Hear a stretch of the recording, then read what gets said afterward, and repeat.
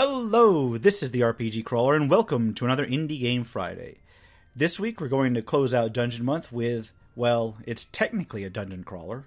I should preface this with the fact that, although this review doesn't contain nudity or sexual content, the actual game does, so be aware if you do try to check it out.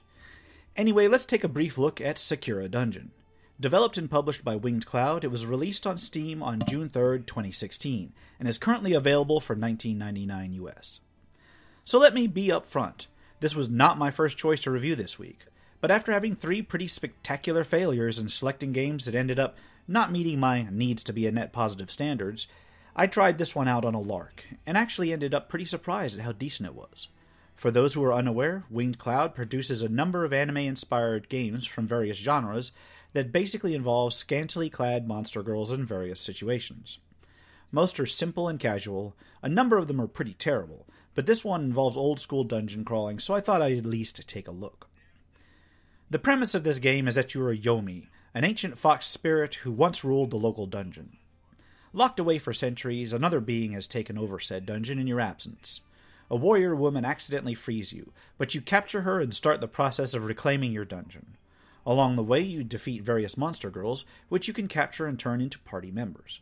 There is a town to retreat to where you can buy and make equipment, organize your party, and talk to various NPCs to get subquests. In town and in various cutscenes, the progression is very much like a visual novel. In fact, it seems as if the game was built on an existing visual novel engine.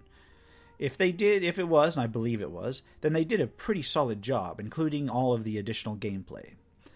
Aside from these conversation scenes, which run throughout the game and are generally just text boxes accompanying character sprites with multiple selection dialogue from time to time, town interactions are also menu-based. There's a store where you can buy equipment, which slowly improves as you travel through the dungeon.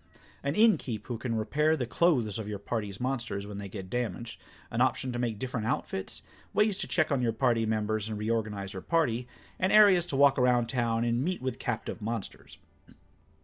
The former is used later in the game to acquire different quests, while meeting with captured monsters allows you to add them to your party. Each character has several attributes, and each of these may govern multiple things. For instance, Vitality gains 5 VP per point, which is what this game uses for hit points, as well as 1 damage reduction against all damage types. Whereas Strength grants bonus physical damage to attacks, as well as damage resistance against physical attacks. There are also resistances in general, which reduce the amount of damage your character takes against particular types of attacks.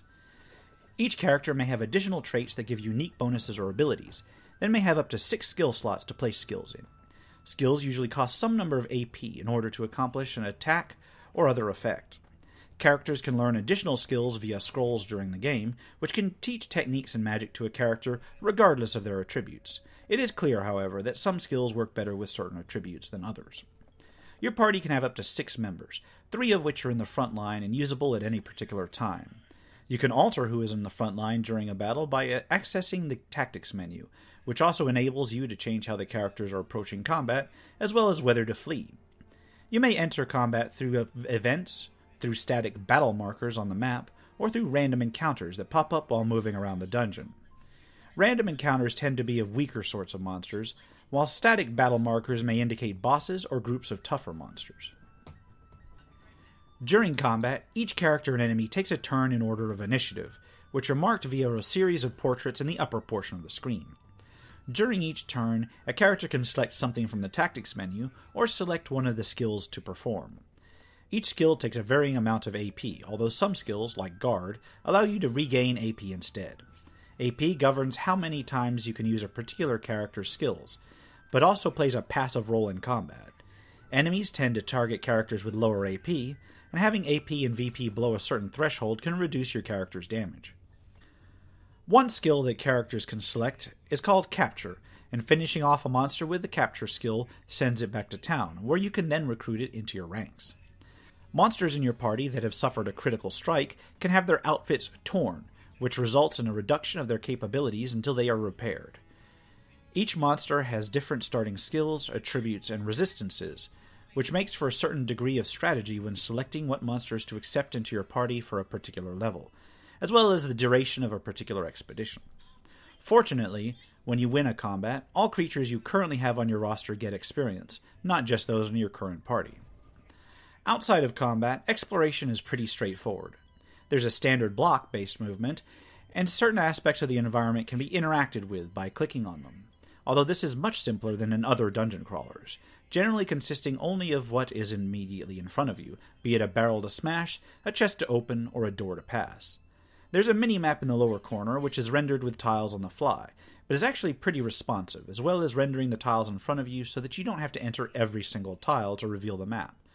The dungeon layouts are pretty simple, if a little bit meandering, although there are quite a number of levels. The focus seems to be on hack and slash over puzzles.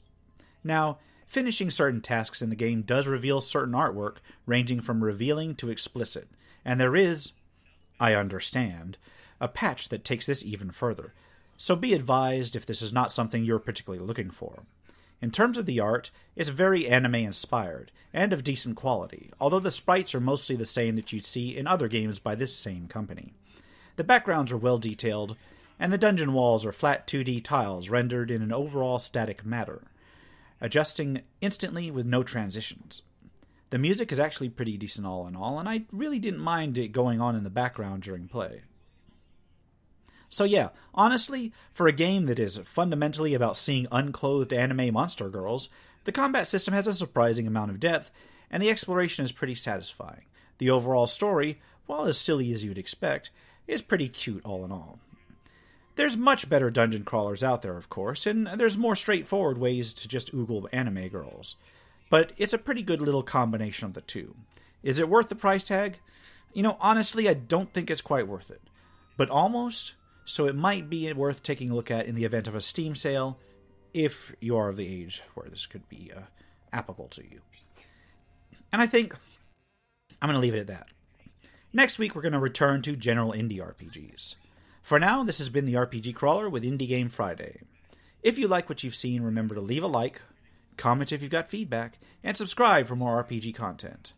Until next time, take care and goodbye.